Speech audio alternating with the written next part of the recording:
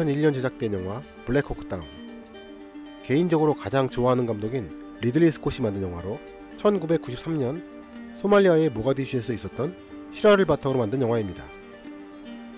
미국의 특수부대와 소말리아 민병대가 전투를 벌인 고딕 서펀트 작전이 배경인데, 영화 제목의 블랙호크는 미군의 헬리콥터 이름으로 이 작전에서 2대가 격추되고 미군도 18명이나 전사합니다. 그렇다면 왜 미국은 머나먼 아프리카의 소말리아까지 가서 이런 큰 피해를 입었을까요? 소말리아는 쿠데타로 정권을 장악한 시아드 바레의 독재하에 있었습니다. 하지만 부족 간의 내전과 반정부 시위를 무자비하게 유혈 진압하는 등 나라는 엉망이었습니다. 최빈국이었던 소말리아는 유엔의 지원마저 끊기고 어수선한 상황에서 결국 가장 큰 반군 세력이던 모하메드 파라 아이디드가 수도인 모가디슈를 점령하며 정권을 잡게 됩니다. 아이디드는 이탈리아에서 군사교육은 물론 1977년 에티오피아와의 전쟁에서 실전 경험까지 갖춘 인물이었습니다. 하지만 또 다른 반군 세력이었던 알리 마흐디와 권력 다툼으로 소말리아는 내전이 발생하며 무정부 상태가 되어버립니다. 권력을 잡기 위한 치열한 내전과 오래된 빈곤으로 소말리아는 아수라장이 되며 수백만 명이 죽어나가는 지옥이 되어버립니다. 이를 보다 못한 유엔이 결국 개입합니다. 유엔은 아사자들을 막기 위한 식량 배급과 소말리아 군벌들 간의 휴전협정을 관리하기 위해 파견되었는데, 소말리아의 군벌들은 유엔에서 원조한 식량들을 탈취하기도 했습니다. 결국 1992년 12월 13일 희망회복작전이란 이름으로 미국, 영국, 캐나다 등의 유엔 평화유지군이 파견됩니다.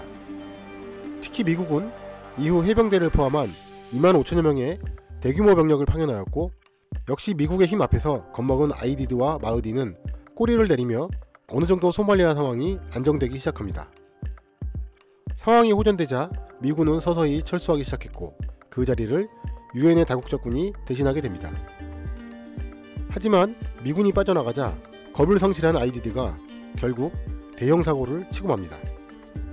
1993년 6월 5일 아이디드군이 점령하고 있던 라디오 방송국을 점령하려던 파키스탄 소속 유엔 평화유지군이 매복에 걸려 24명이 전사하고 54명이 부상당하는 대참사가 발생한 겁니다.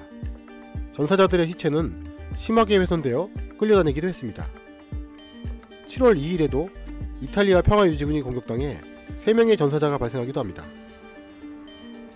이에 미군이 코브라 공격 헬기를 동원해 적들의 은신처를 공격하는 과정에서 오폭으로 수십 명의 민간인이 사망하며 소말리아인들의 미군에 대한 반감이 극에 달하는 계기가 됩니다.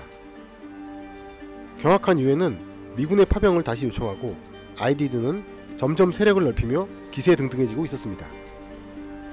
미국을 포함한 다국적군에 대한 공격이 거세지며 피해가 발생하자 참다 못한 미국은 결국 가장 강력한 정예병력들을 모조리 소말리아에 쏟아붓는 강수를 둡니다. 니미츠급 항공모함 에이브람 링컨을 비롯하여 합동특수작전부사령부 예하의 대부분의 병력이 파견됩니다. 티어1으로 분류되는 델타포스, 대북으로 24 특수전술대대 CCT 병력은 물론 제75 레인저, 제160 특수작전 항공대의 헬리콥터들까지 한 번에 모이기도 힘든 최고의 특수부대들이 파견된 것입니다.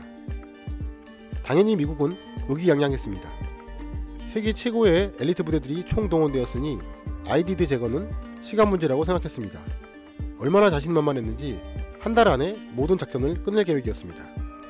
합동특수작전사령부의 지휘관 윌리엄 게리슨 장군의 지휘 아래 소말리아에서 활동을 시작한 미국의 특수부대 태스크포스는 9월 21일 아이디드의 오른팔인 오사마 알리 아토 체포에 성공합니다.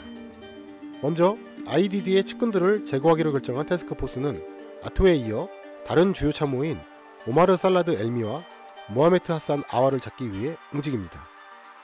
내부 정보원을 통해 이 2명이 모이는 건물을 확인한 태스크포스는 드디어 작전을 개시합니다.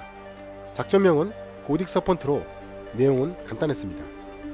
험비와 트럭들을 동원한 지상군이 근처에서 대기하는 동안 4개 분대의 레인저가 목표 건물을 포위하고, 이후 델타포스가 헬기를 이용해 목표 건물로 진입 후 2명의 목표를 생포합니다. 이후 이들은 대기하던 지상군의 차량을 이용해 기지인 모가디슈 공항으로 돌아온다는 내용이었습니다. 누구나 그럴듯한 계획은 있습니다. 한데 전까지는요. 이 작전에는 레인저와 델타포스 외에 블랙호크 헬기 8대, 리틀버드 헬기 8대와 각종 정찰기들도 동원됩니다. 10월 3일 오후 3시경 태스크포스의 지상군과 헬기들이 출동합니다. 하지만 이들의 출발 소식은 시내의 무장 세력들에게 벌써 전해졌고, 민병대 병력들은 미군의 공격에 대비해 길거리 곳곳에 바리케이트를 쳐놓거나 타이어 등을 태워서 연기를 발생시켰습니다. 미군에 대해 반감을 가지고 있던 많은 모가디슈의 민간인들도 동참했습니다. 지상군 병력은 곳곳에 길이 막혀 이리저리 길을 헤매기 시작했고, 헬기들도 타이어에서 나오는 검은 연기들 때문에 시야가 제대로 확보되지 않았습니다. 게다가 여기저기서 수도 없이 날아오는 RPG 로켓들 때문에 목표 건물로 진입이 쉽지 않았습니다. 3시 40분경 블랙호크 헬기에서 레펠로 내려오던 레인저 대원 토드 블랙번 일병이 밧줄을 놓치며 그대로 20m 아래로 추락하는 사고가 발생합니다. 4시경 결국 델타포스는 목표물들을 확보했고, 이제 철수만 하면 되는 상황이었지만 이미 소식을 듣고 모가디슈 곳곳에서 이곳으로 민간인들과 민병대 병력들이 몰려들고 있었습니다. 하지만 모가디슈 골목 곳곳이 막혀 있었고, 사방에선 민병대원들의 공격으로 지상군 병력은 델타포스가 기다리고 있는 건물로 빨리 도착하지 못하고 있었습니다. 험비의 기관총사수였던 도미닉 필라하사가 머리에 총을 맞고 즉사하며 첫 번째 전사자가 발생하고 맙니다. 공중에선 블랙호크와 리틀버드 헬기들이 지상군을 엄호하며 무전으로 길을 알려주고 있었지만, 사방에서 날아오는 수백 발의 RPG 때문에 헬기들도 위험한 상황이었습니다. 4시 30분경 결국 블랙호크 헬기 한 대가 RPG에 맞아 꼬리가 날아가며 추락합니다. 이 추락으로 2명의 승무원이 전사합니다. 사방에서 공격하는 민병대 때문에 지상군의 트럭들은 박살나고 부상자들도 속출하기 시작했습니다. 슈퍼 61의 추락 지점으로 이동하라는 명령에 지상군 험비 차량들과 레인저 분대, 헬기들이 이동하였고, 추락한 슈퍼 61에서 빠져나온 2명의 델타포스 대원인 데니엘 부시와 짐 스미스는 부상에도 불구하고 추락 지점을 방어 중이었습니다. 결국 다른 헬기들과 레인저 분대가 도착해서 슈퍼 61의 생존자들은 빠져나왔지만 상황은 여전히 아수라장이었습니다. 공중의 정찰기가 알려주는 정보들은 계속 이동하던 지상병력에 너무 늦게 전달되었고, 이동하려는 모든 골목들이 막힌 상태에서 민병대에게 공격받는 상황이었습니다. 이 와중에 또 다른 블랙호크가 RPG에 맞고 추락합니다.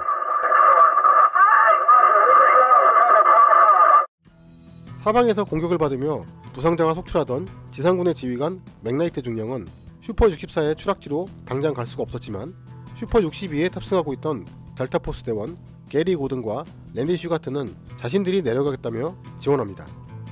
게리슨 장군은 너무나 위험한 상황이라 허가하지 않았지만 계속된 요청에 어쩔 수 없이 이들을 내려보냅니다. 지상에 도착한 이들은 헬기 승무원 중 3명은 이미 사망하고, 마이클 듀란트만이 생존한 걸 확인한 후 주변을 방어하기 시작합니다. 공중에선 슈퍼 62가 지원하고 있었지만 결국 슈퍼 62도 RPG 로켓에 맞아 철수하고 맙니다. 1시간 동안 포위된 상태에서 수백 명의 민병대에 맞서 처절하게 싸우던 2명의 델타포스 대원은 결국 전사하고, 마이클 듀란트는 포로로 잡힙니다. 이들의 시체는 잔인하게 훼손되어 길거리를 끌려다녔으며 이 장면은 방송에 그대로 노출되기도 했습니다. 지상군의 차량부대 역시 우왕좌왕하다가 사방에서 공격을 받고 있었고, 전사자와 중상자가 계속해서 발생했습니다. 우여곡절 끝에 맥나이트 중령의 지상군 차량 대열은 기지로 돌아왔지만, 슈퍼 61의 추락 지점에 갇혀있던 100여 명의 레인저와 델타포스 병력은 포위된 상태였습니다. 민병대 병력은 사방에서 공격하며 압박했지만 상공에서 리틀버드 헬기들이 교대로 8만 발 이상의 탄약을 쏟아부으며 필사적으로 방어했습니다. 결국 게리슨 장군은 다른 UN 평화유지군 병력에 도움을 요청하고, 이에 말레이시아군의 장갑차와 파키스탄군의 전차, 미군의 코브라 공격 헬기까지 동원되어 구출작전이 시작됩니다. 새벽이 되어서야 슈퍼 61 추락 지점에 갇혀있던 병력들을 구출할 수 있었고, 이 상황에서도 민병대의 공격으로 유엔군에서도 전사자가 발생하고 장갑차가 파괴되기도 했습니다. 아침이 되어서야 길고 길었던 고딕 서펀트 작전은 종료됩니다. 미군 18명이 전사하고 1명이 포로, 70여 명이 부상을 당했습니다. 게다가 피해 병력은 소위 말하는 알보병이 아닌 미국이 자랑하는 최정예의 티어 1, 티어 2급 부대원들과 장비들이었기에 충격은 컸습니다. 전사한 5명의 델타포스 대원들은 물론 제160 특수작전항공대의 파일럿들은 미국 최고의 실력을 가진 조종사들이었습니다. 소말리아 측의 피해는 정확히 알려진 것은 없지만 1000여 명의 사망자가 나왔을 것이라고 예상하고 있습니다. 세계 최강이라고 불리는 미국의 특수부대원들과 장비들이었지만 적진 한복판으로 환한 대낮에 작전을 감행한 것은 무리수였습니다. 민간인들과 무장 세력들이 섞여 있었고 좁고 복잡한 모가디슈 시내는 그들의 안방이었기에 무조건 불리한 상황이었습니다. 공중 정찰 자산이 있었지만 현실적으로 턱없이 부족했으며 지상병력이 방심한 탓도 있었습니다. 해가 지기 전에 작전을 끝내고 금방 돌아올 테니 무거운 야식용 같은 건 챙길 필요도 없다는 장면이 영화에도 나옵니다. 하지만 투입된 병력들은 엘리트답게 최선을 다해 싸웠으며 게리 고든과 랜디 슈가트 같은 영웅적인 인물들도 있었습니다. 이 2명의 델타포스 대원은 명예 훈장을 받았고 그들이 목숨 걸고 지키려 했던 마이클 듀란트 중위는 포로로 잡혔다가 이후 석방됩니다. 이 전투로 질려버린 미국은 소말리아에서 완전히 발을 뺐고 1995년 UN 평화유지군마저 철수하면서 소말리아는 진정 지역으로 변해버립니다. 미국에게 빅엿을 먹였던 아이디드는 1996년 라이벌 세력의 공격을 받고 사망합니다.